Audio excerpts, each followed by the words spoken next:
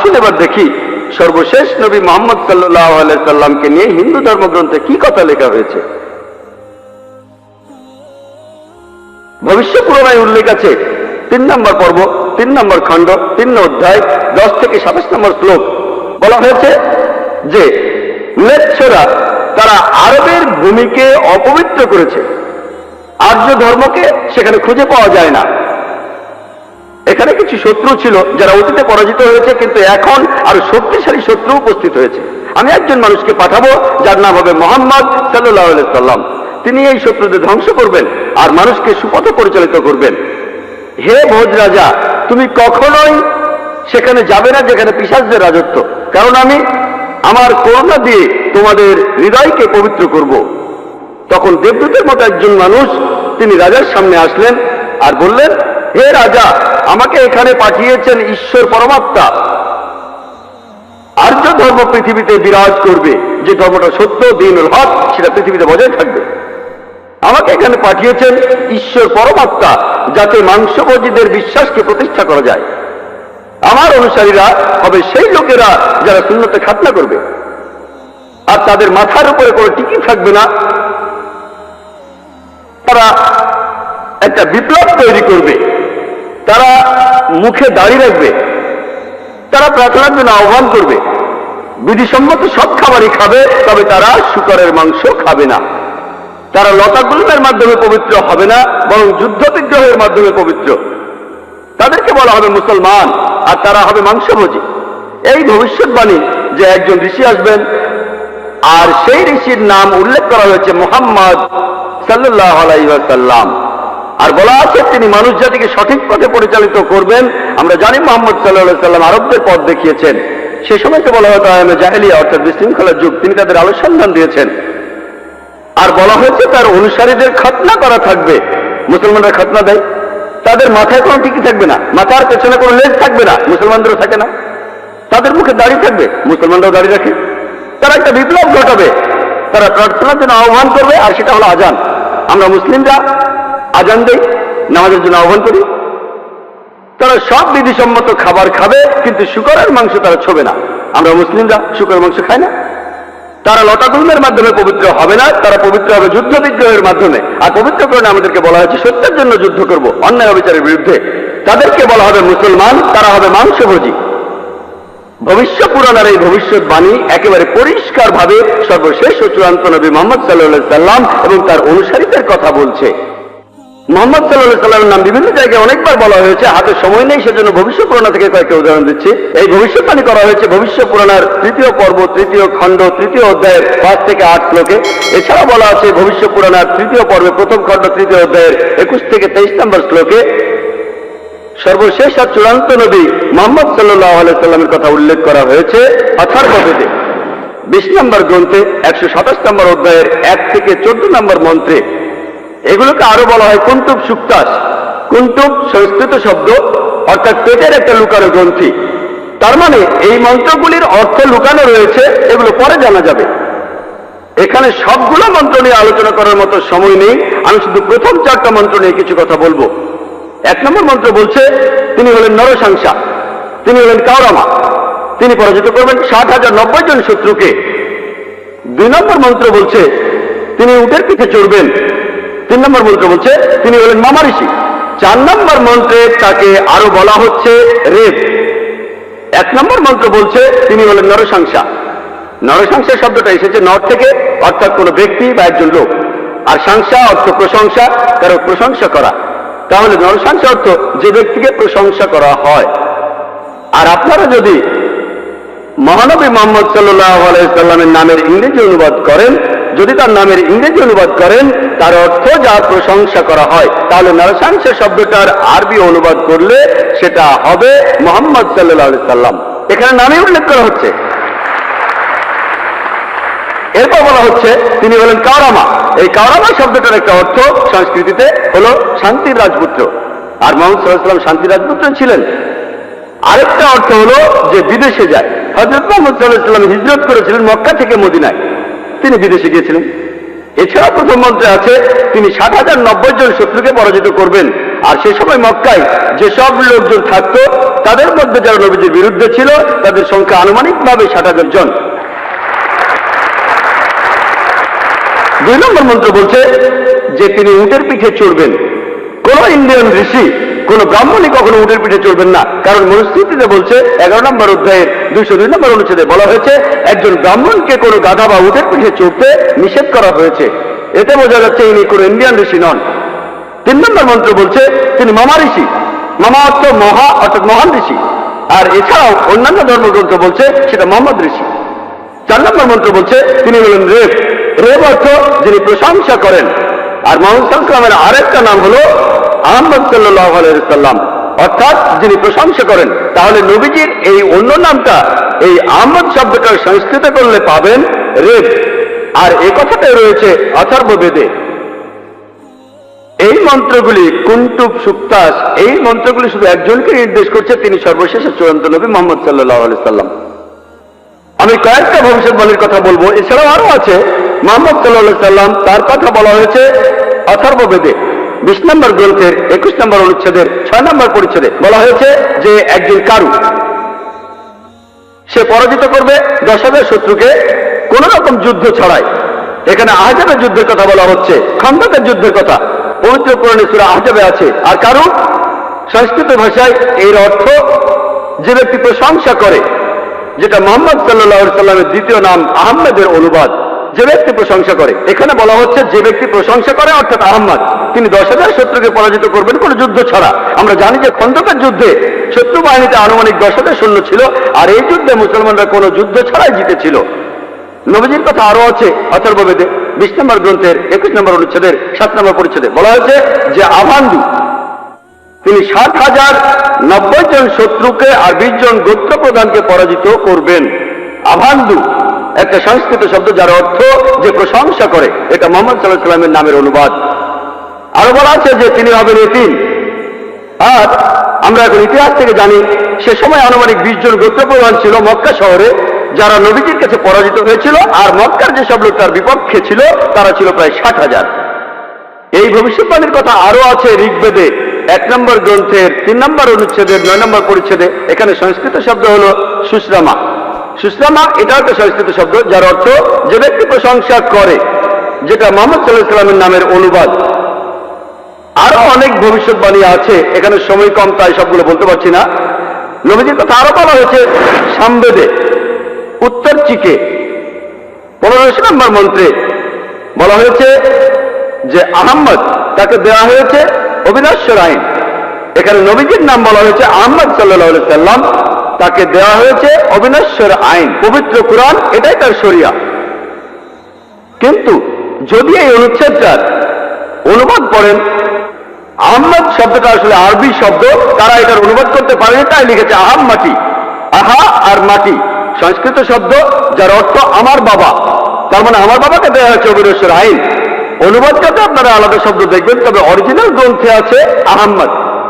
এই আহমদ শব্দটা হিন্দু ধর্মের অন্যান্য গ্রন্থগুলোতেও রয়েছে, যেমন আছে সামবেদে ইন্দ্র 2য় অধ্যায়ের 152 নম্বর মন্ত্রে নবীজিকে আহমদ বলে ডাকা হয়েছে যজুর্বেদে 31 অধ্যায়ের 18 অনুচ্ছেদে।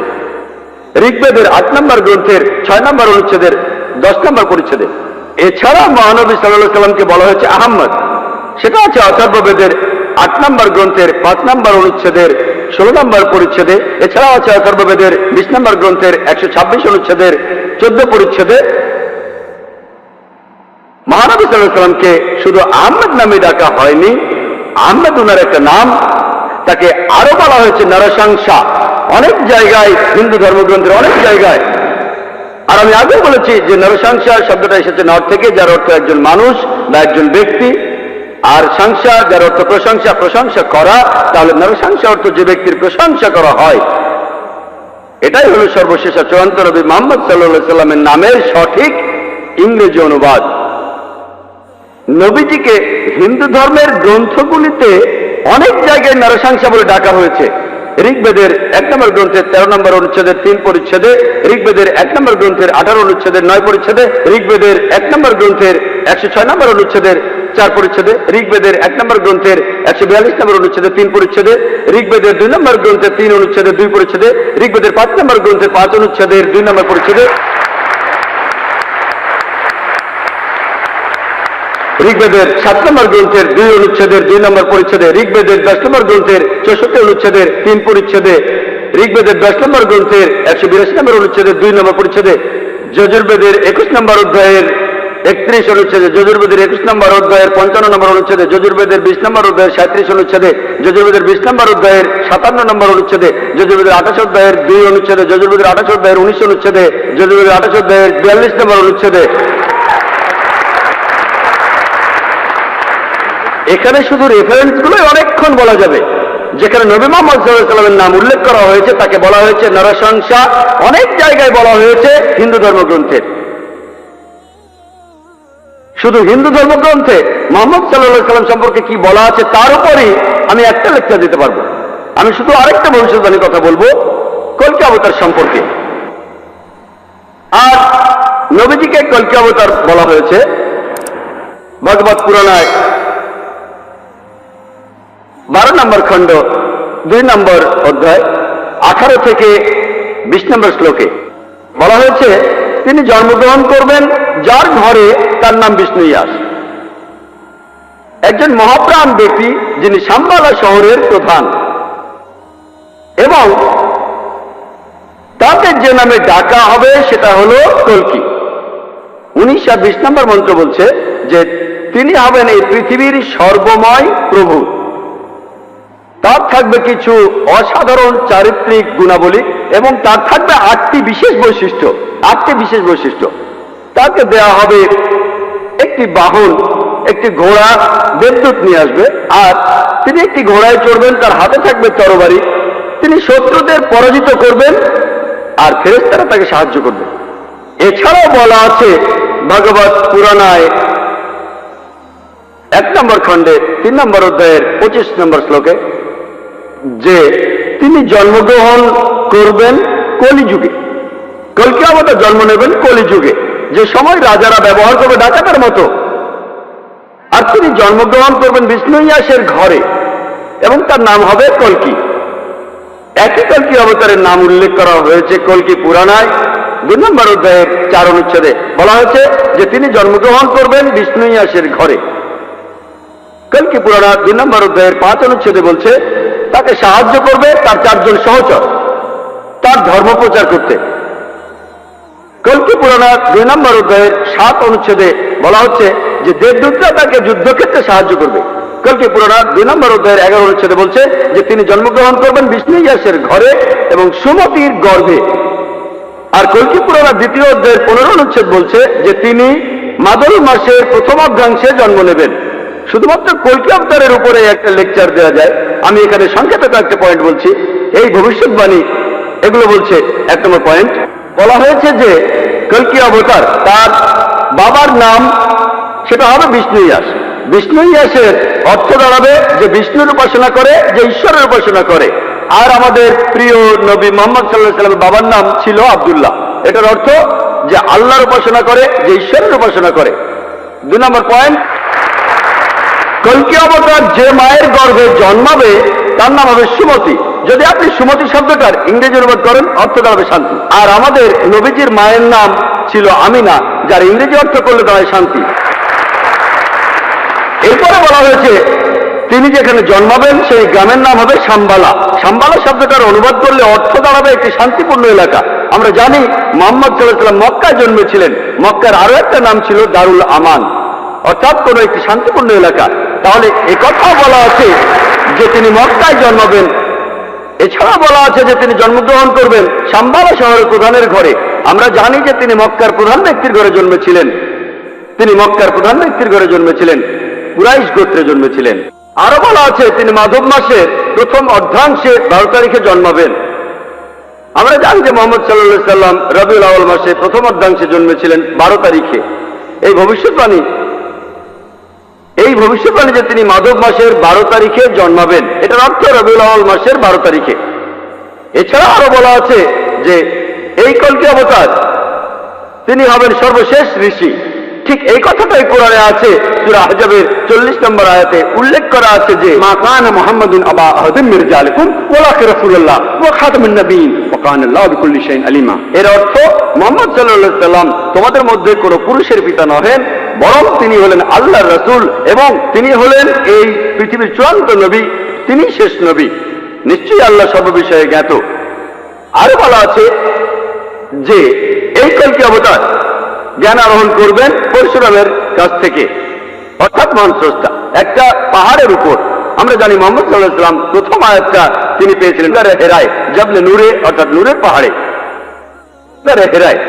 এখানে আরো বলা আছে যে তিনি এরপর উত্তরে গিয়ে আবার ফিরে আসবেন। আমরা জানি মুহাম্মদ সাল্লাল্লাহু আলাইহি ওয়াসাল্লাম মক্কা থেকে উত্তর দিকে মদিনায় গিয়েছিলেন, তারপর মক্কা জয় ফিরে এসেছিলেন। আরো বলা আছে যে এই কলকি অবতার তিনি পুরো পৃথিবীর মানুষের জন্য একটি দৃষ্টান্ত। তার চরিত্র হবে একেবারে নিষ্কলঙ্ক। আল্লাহ পবিত্র কোরআনে বলছেন, সূরা কালামের 4 নম্বর আয়াতে উল্লেখ করা আছে যে অবশ্যই তুমি অধিষ্ঠিত হইবে সর্বোচ্চ মহান চরিত্রে। এছাড়াও বলা আছে যে কলকি অবতারের 8টি বিশেষ গুণ থাকবে। কলকি পুরাণা এবং ভাগবত পুরাণায় এই 8টি বিশেষ গুণ হল জ্ঞান, আত্মসংযম, অভিজাত বংশ, রিভিল নলেজ, সাহস, দানশীলতা, মহানুভবতা আর পরিমিত কথা। আর নবী মুহাম্মদ সাল্লাল্লাহু আলাইহি সাল্লামের এই 8টা গুণের সবগুলোই ছিল। এছাড়া আরো বলা আছে যে তিনি হবেন এই পৃথিবীর শিক্ষক। আল্লাহ পবিত্র কোরআনে বলছেন, আর সূরা সাবার 28 নম্বর আয়াতে উল্লেখ করা আছে ওয়ামা আরসালনাকা ইল্লা কাফাতাল লিন্নাস বাশীরা ওয়া নাযীরা। আমি তো তোমাকে সমগ্র মানব জাতির জন্য প্রেরণ করিয়াছি তাহাদের সংবাদদাতা ও সতর্ককারী রূপে, কিন্তু অধিকাংশ মানুষই তাহা জানে না। এরপর আরো বলা আছে যে এই কলকি অবতার তাকে সর্বশক্তিমান ঈশ্বর একটি বাহন দেবেন। আমরা জানি মুহাম্মদ সাল্লাল্লাহু আলাইহি ওয়াসাল্লাম তিনি বোরাকে চড়েছিলেন, বোরাকে চড়ে তিনি মিরাজে গিয়েছিলেন, আল্লাহর কাছে গিয়েছিলেন। আরো বলা আছে এই কলকি অবতার ঘোড়ায় চড়বে আর হাতে তরবারি থাকবে। আমরা জানি মুহাম্মদ সাল্লাল্লাহু আলাইহি ওয়াসাল্লাম যত যুদ্ধ হয়েছিল বেশিরভাগ যুদ্ধে তিনি ছিলেন, বেশিরভাগ যুদ্ধ ছিল আত্মরক্ষার উদ্দেশ্যে। আর যদিও তিনি সবার নেতা ছিলেন, তবুও সব যুদ্ধেই তিনি ছিলেন, সেখানে ঘোড়ায় চড়েছিলেন আর তিনি ডানাতে একটা তরবারি ধারণ করতেন।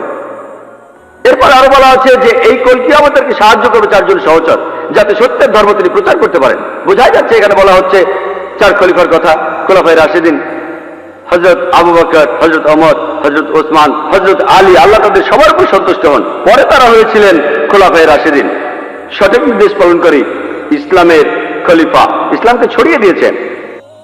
আরো বলা আছে যে এই কলকি অবতার শত্রুকে পরাজিত করবে আর মানুষকে সঠিক পথে নিয়ে আসবে। আমরা জানি মুহাম্মদ সাল্লাল্লাহু আলাইহি ওয়াসাল্লাম শত্রুকে পরাজিত করেছিলেন আর আরবদের তিনি আয়ামে জাহেলিয়া থেকে, অজ্ঞতার যুগ থেকে সত্যের পথে এনেছিলেন। আরেকটা কথা বলা আছে যে দেবদূতরা তাকে যুদ্ধের ময়দানে সাহায্য করবে। আমরা জানি মুহাম্মদ সাল্লাল্লাহু আলাইহি ওয়াসাল্লামকে ফেরেশতারা বিভিন্ন যুদ্ধে সাহায্য করেছিলেন, যেমন বদরের যুদ্ধে। পবিত্র কোরআনে আছে সূরা আল ইমরানের 123 থেকে 25 নম্বর আয়াতে উল্লেখ আছে। এছাড়া সূরা আনফালের 8 এবং 9 নম্বর আয়াতে উল্লেখ আছে। তাহলে এই কলকি অবতারের ভবিষ্যৎবাণীর সাথে আর কাউকে মেলানো যায় না, শুধু মেলানো যায় সর্বশেষ ও চূড়ান্ত নবী মুহাম্মদ সাল্লাল্লাহু আলাইহি ওয়াসাল্লামকে।